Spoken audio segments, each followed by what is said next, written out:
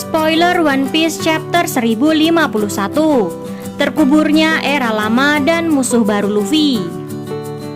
Setelah mengalahkan Kaido dalam arc Wano di One Piece Chapter 1050, seperti arc sebelum-sebelumnya, Luffy pasti akan menghadapi sejumlah musuh baru.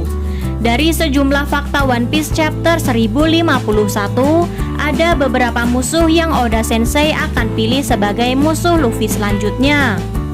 Musuh-musuh ini memiliki sejarah yang panjang dengan Luffy, dan beberapa prinsipnya berseberangan dengan konsep keadilan.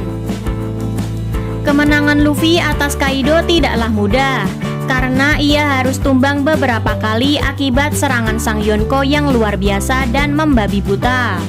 Bahkan Luffy pernah kalah dalam pertarungannya melawan Kaido sebelum akhirnya dapat bangkit lagi.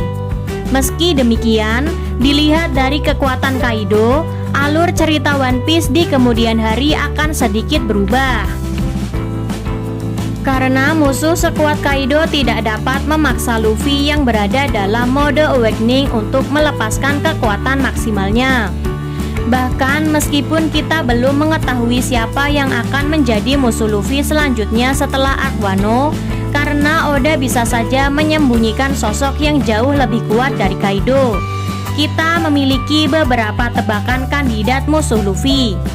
Berikut ini karakter yang bisa menjadi musuh potensial bagi Luffy dan kru topi jerami. Pertama adalah Akainu.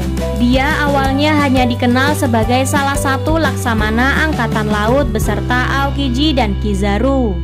Akan tetapi, reputasinya semakin ditakuti setelah ia berhasil membunuh Ace dan bertarung 1 lawan 1 melawan Blackbird di perang Marineford. Tapi momen yang paling menyita perhatian adalah ketika Akainu membunuh Ace di hadapan Luffy. Fans memprediksi akan ada pertarungan pribadi antara mereka berdua untuk membalaskan kematian kakaknya. Dengan kemampuan keduanya yang semakin terasa, fans menantikan pertarungan yang seru setelah keduanya telah mengalahkan sederet orang terkuat. Lawan Luffy selanjutnya adalah Blackbird. Pertarungan antara Luffy dan Blackbird adalah yang paling dinantikan. Pertarungan antara keduanya diprediksi akan sengit untuk menentukan siapa Raja Bajak Laut sejati.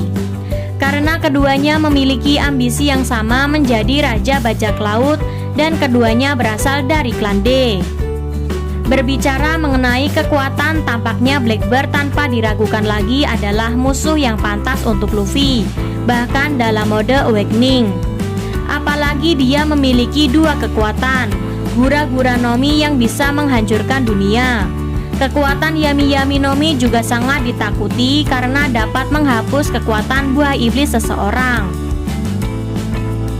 Musuh ketiga adalah Imu, yang hingga saat ini Oda belum menunjukkan petunjuk yang jelas. Kita juga tidak tahu seberapa kuat Imu dan apakah dia memiliki buah iblis paling kuat atau pengguna haki level tinggi. Akan tetapi yang jelas dia memiliki posisi penting dalam mengontrol dunia. Imu di masa lalu dipercaya sebagai musuh Joy Boy, yang mana titel ini telah dipegang Luffy. Luffy bermimpi menghancurkan segala hal yang menghalangi kebebasan orang, yang berarti dia harus menghancurkan pemerintah dunia. Maka dari itu, tantangan Luffy untuk menciptakan kedamaian dan kebebasan di dunia yaitu dengan mengalahkan sosok yang paling kuat dan pembenci kebebasan yang bernama Imu. Musuh terakhir adalah organisasi terbesar, yaitu pemerintah dunia. Organisasi ini yang memegang peran besar mengatur dunia One Piece. Pemerintah dunia dapat menduduki posisinya saat ini dengan menghalalkan segala cara.